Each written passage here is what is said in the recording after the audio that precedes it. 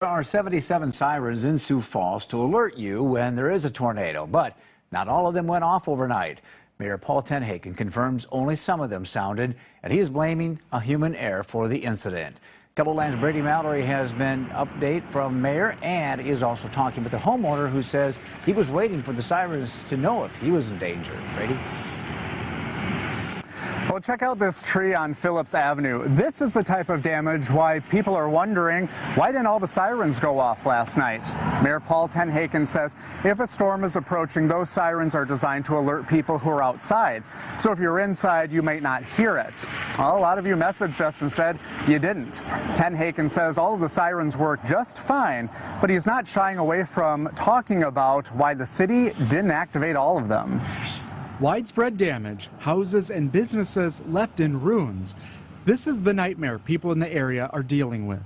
Rewind to the start of it, when Robert Amburn woke up at about 11:30 last night. And then things really picked up. Amburn and his wife saw high winds tear through their neighborhood and heard tree limbs come crashing down. Heard the tree come down in the backyard, and that woke us up. We were awake, but that really woke us up.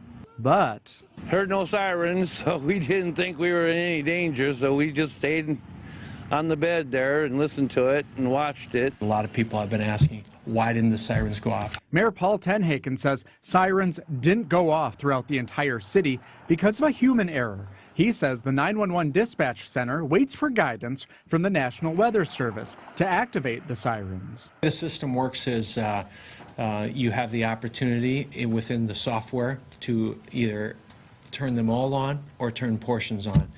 And with the discussion of the southeast part, the tornado was in the southeast. The dispatcher heard southeast, turn on southeast only. Tenhaken says it was a miscommunication. There's parts of government that require human interaction, and this is one. And I'm owning it. It's my team, it's my administration. The massive storms took a toll overnight.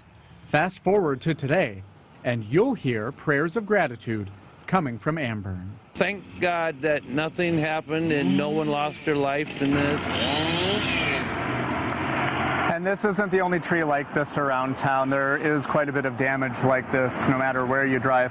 Well, back to the siren situation, Tenhaken says he's not taking it lightly, and neither are city leaders. He says they all met early this morning to talk about what happened, to try to prevent future situations like that and possibly redesign the system. And if you do want to keep yourself safe ahead of all the storms, there are a number of ways to do that, whether you're outside or inside, including downloading the Storm Tracker app on Keloland.com, or in the App Store on your mobile devices. It is free to download. Reporting in Central Sioux Falls, Brady Mallory, Keloland News. Thank you, Brady.